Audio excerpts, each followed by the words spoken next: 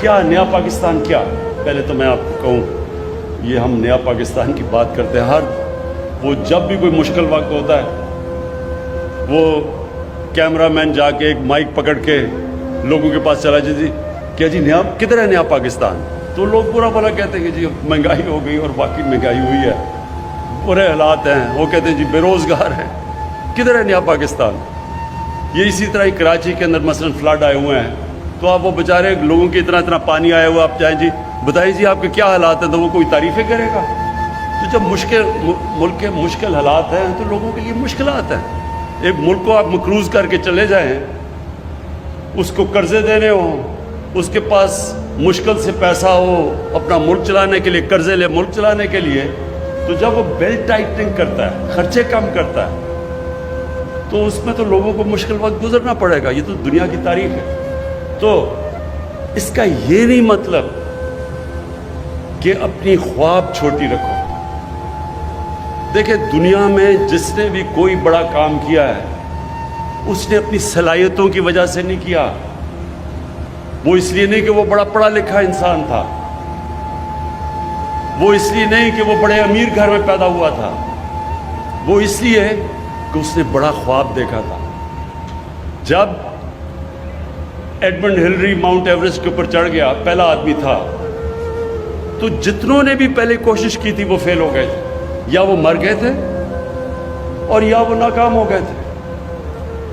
تو اس کی خواب تھی جو اس نے کہا نہیں میں کامیاب ہوں گا، تو ساری زندگی اب تو بہت لوگ چڑھ چکے ہیں اس پہاڑ کے اوپر، لیکن ایڈمنڈ ہلری کو سارے یاد رکھیں گے کہ وہ پہلا آدمی تھا جس نے اتنا بڑا کام کیا۔ تو یہ جو خواب ہوتی ہے وہ ایک انسان کو لے کے جاتی ہے۔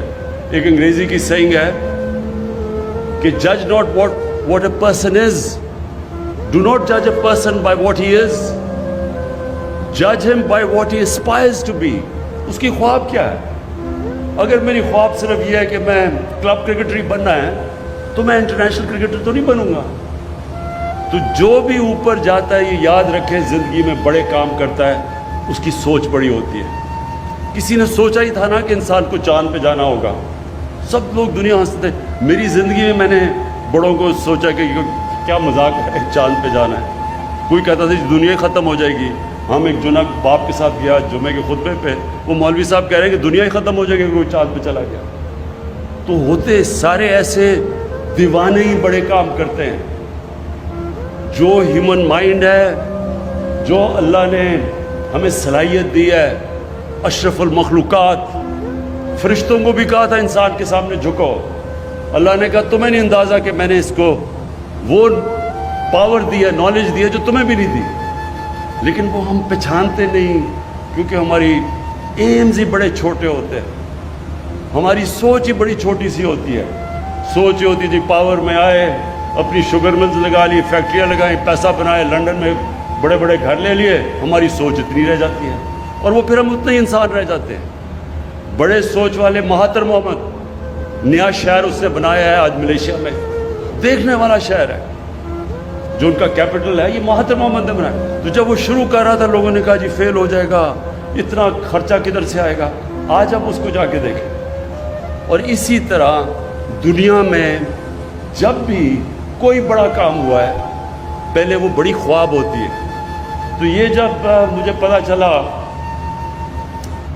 راوی پروجیکٹ کا، تو انہوں نے کہا جی بڑی پہلے سے سوچ تھی، مجھے پتا تھا یہ کیوں نہیں کامیاب ہوا، کیونکہ جو لوگ یہ سوچ رہے تھے ان کی نمبر 1 پرائیورٹی اپنا ملک نہیں تھا، ان کی نمبر 1 پرائیورٹی تھی کہ وہ کتنی دولت بناتے ہیں پاور میں آ کے۔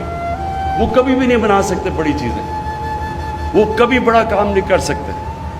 بڑا کام جب بھی آپ بڑی خواب کے پیچھے جاتے ہیں، سب سے پہلے میں بار بار آپ کو ایک فریز بتاتا ہوں، کشتیاں جلا کے جاتے ہیں۔ مطلب کہ جب آپ اس کے پیچھے جاتے ہیں تو پھر کوئی واپسی کا راستہ نہیں ہوتا، پھر ہی انسان کا پوٹینشیل نکلتا ہے۔ جب انسان فیصلہ کر لیتا ہے کہ میں نے اب یہ کرنا ہے اور کوئی پیچھے کا راستہ نہیں، پھر انسان کے اندر سے جو اللہ نے صلاحیتیں دی ہیں، جو طاقت دی ہے، وہ تب طاقت نکلتی ہے۔ جب آپ پیچھے آدھا رہو، اچھا جی اگر یہ نہیں ہوگا تو میں کچھ اور کر لوں گا، کبھی کچھ نہیں، بڑا کام نہیں ہو سکتا ایسے۔ یہ بڑا مشکل کام ہے. یہ جو ایک پورا نیا شہر بنانا یہ آسان کام نہیں ہے. اس میں بڑی مشکلیں آئیں گی, راستے میں رکاوٹیں آئیں گی. میں ابھی بھی سوچ رہا تھا کہ کدھر سے رکاوٹیں آئیں گی. رکاوٹوں نے آنا ہے, لیکن یہ ہم فیصلہ کر لیں کہ یہ شہر لاہور کی بھی ضرورت ہے, پاکستان کی بھی ضرورت. لاہور کی ضرورت اس لیے کہ جس طرح لاہور پھیلتا جا رہا ہے یہ انسسٹینیبل ہے. اس لاہور کے اندر جو 40% لاہور کچی آبادیاں ہیں, کیونکہ ہم نے کبھی سوچا ہی نہیں کہ بیچارے جو غریب لوگ ہیں, جو مزدور ہیں, جو کام کرنے والے ہیں, وہ کدھر رہیں گے. کسی نے نہیں سوچا, کیونکہ ہماری جو مائنڈ سیٹ ہے پاکستان کا وہ ایلیٹسٹ مائنڈ سیٹ رہا ہے. ہم جو ملک اپنا پوٹینشیل پورا نہیں کر سکا, اس کی وجہ یہ کیا ہے کہ سارے فیصلے کرتے ہیں چھوٹے سے طبقے کے لیے. جب یہ ہوا کرونا کا, تو میں نے پہلے دن جب مجھے کہا نا جی لاک ڈاؤن لگا دو, وہ دیکھیں جی اٹلی میں بھی لگ گیا, ادھر بھی لگ گیا, اسپین میں بھی, اور دیکھیں اب انگلینڈ بھی لگا رہا ہے, تو آپ بھی لاک ڈاؤن کر دیں. تو میں بار بار ایک سوال پوچھتا تھا کہ لاک ڈاؤن تو ہم لگا دیں, لیکن وہ دیہڑی دار, وہ غریب لوگ, وہ کچی بستیوں, ان کا کیا بنے گا؟ کسی نے مجھے اس کا جواب نہیں دیا, کیونکہ ان کو فکر ہی نہیں تھی کہ ان کا کیا بنے گا.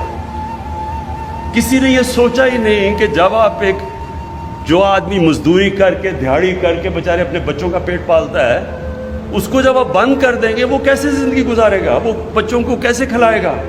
لیکن اپنا سوچ رہے تھے, چھوٹا سا طبقہ اپنا سوچ رہا تھا کہ میں تو عمران خان تو جناب زمان پاک یا بنی گالا میں آرام سے بڑے گھر میں رہ رہا ہوں, میرے لیے تو لاک ڈاؤن کچھ بھی نہیں ہے, میرے لیے تو بلکہ چھٹی ہے. سرکاری نوکروں کی تو چھٹی تھی, گھر آرام سے بیٹھ جائے, ان کو تو تنخواہیں مل رہی تھی. کسی نے نہیں سوچا کہ اس طبقے کا کیا ہوگا. اور وہی نریندر مودی نے ہندوستان میں اس کا نہیں سوچا. آج ہندوستان میں اللہ کا عذاب آیا ہوا ہے. سب سے زیادہ دنیا میں جو اکانومی گری ہے وہ ہندوستان کی گری ہے, کیونکہ 4 گھنٹے پہ نوٹس پہ اس نے ملک بند کر دیا. بیچارے غریب لوگ, وہ جو دیہاتوں سے شہروں میں کام کرنے آئے تھے, وہ کتنے 100 میل چل کے جا رہے ہیں, بیوی بچے, غریب لوگ بھوکے, کیونکہ وہاں کی رولنگ ایلیٹ نے سوچا ہی نہیں کہ یہ بھی انسان ہے. یہ ہے پاکستان. پاکستان بنا تھا, ایک بڑا عظیم خواب تھا, ایک فلاحی ریاست, مدینہ کی ریاست کے اصولوں کے اوپر, جو نبی صلی اللہ علیہ وسلم نے عظیم ایک خواب تھی وہ, کہ پہلی دنیا کی فلاحی ریاست بنی تھی. غریب لوگ تھے. جب مہاجر گئے ادھر مدینہ, تو کسی کے پاس بڑے تھوڑے پیسوں میں بڑی مشکل گزارا کیا, لیکن تب بھی انہوں نے فیصلہ کیا کہ جو بھی اسٹیٹ کی ذمہ داری ہوگی, اس کے غریب کمزور طبقہ, ان کے بیواؤں, ان کے یتیم, ان کے غریب, اسٹیٹ نے ذمہ داری لی. اور میرا یہ تھیسس یہ ہے کہ اس لیے وہ ایک عظیم قوم بنے. اس لیے نہیں کہ پہلے پیسہ آیا اور پھر انہوں نے غریبوں کا کیا, انہوں نے پہلے فلاحی ریاست بنائی, پھر اللہ کی برکت آئی اور انہوں نے دنیا کی ایک وہ انقلاب لے کے آیا جو دنیا کی تاریخ میں کبھی نہیں آیا. اور چائنا نے, ماڈرن ڈے چائنا نے ہمیں ثابت کر کے دکھایا ہے کہ جب انہوں نے 70 کروڑ لوگوں کو غربت سے اوپر کیا, چائنا بھی دنیا کی سب سے تیزی سے بڑھتی ہوئی عظیم پاور ہے. ساری دنیا اسے خوف زدہ ہے کہ آگے یہ جس ریٹ پہ چائنا جا رہی, یہ کیسے دنیا اس کا سے کمپیٹ کرے گی. یہ ہے ہماری پاکستان کی خواب. ہم جب نیا پاکستان کی بات کرتے ہیں, پہلی دفعہ پاکستان میں غریب لوگوں کو ہیلتھ کارڈ دیا, ہیلتھ انشورنس دیا. کبھی کوئی نہیں سوچتا تھا کہ غریب جو مشکل سے اپنے بھی بچوں کا پیٹ پالتا ہے, تو ایک بیماری ہو جائے تو وہ کیا کرتا ہے, وہ کدھر سے پیسے لے کے آتے ہیں. تو پہلی دفعہ ہیلتھ انشورنس انشارہ پنجاب اور کے پی میں ساری ہم سب کو کور کریں گے ہیلتھ انشورنس, اور شروع کر دیا ہم نے. دوسری چیز, ہمیشہ میں یہ جب سے جی ٹی روڈ سے ہم وہ پرانے راوی کے پل سے جاتے تھے داتا صاحب کے پاس, وہ سڑکوں کے اوپر بیچارے فٹ پاتھ کے اوپر لوگ پڑے ہوئے ہیں, سارا وہ اس کا جو ڈیزل کی وہ جو ساری وہ ان کے اوپر آ رہی ہیں ٹرکوں کی، کیونکہ رات میں سارے ٹرکس آتے تھے، ساری مٹی وہ ان کے اوپر آ رہی ہے۔ کبھی کسی نے یہ نہیں سوچا کہ ان کے لیے ہم کچھ کر دیں۔ میں ہمیشہ یہ سوچتا تھا، کبھی کسی کو یہ خیال نہیں آیا کہ یہ انسان ہے۔ آج انشاءاللہ جو ہم نے پہلے پناہ گاہ شروع کی، اب ہم نے پناہ گاہ کے سٹینڈرڈ سیٹ کریں کہ وہ پناہ گاہ کے اندر سٹینڈرڈائزڈ ہوگا۔ یہ نہیں ہوگا کہ ایسے بیچارے غریب آ گئے تو ان کو کوئی کھانا، ان کا کھانا سٹینڈرڈائز ہوگا، ان کے لیے باقاعدہ صاف کپڑے، ان کے بیڈ شیٹ صاف ہوں گی، ان کے غسل خانے صاف ہوں گے، ان کو گرم پانی ملے گا، ان کو انسان بنا کے ہم انشاءاللہ رکھیں گے، ان کو بھی کہیں گے کہ یہ آپ کا پاکستان ہے۔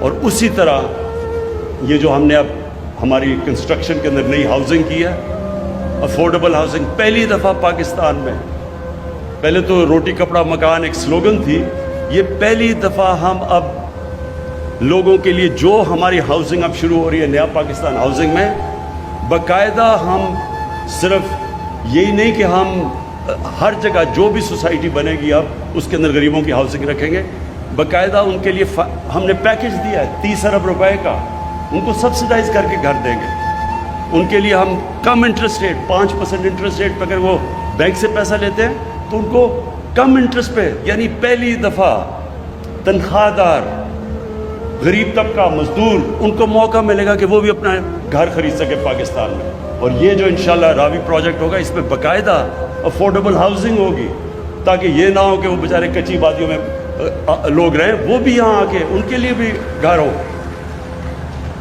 اور پھر جو ہمارا احساس پروگرام ہے انشاءاللہ پاکستان کی تاریخ کا سب سے بڑا پاورٹی ایلیویشن، غریبوں کو اوپر سے غربت سے نکالنے کا پروگرام ہے۔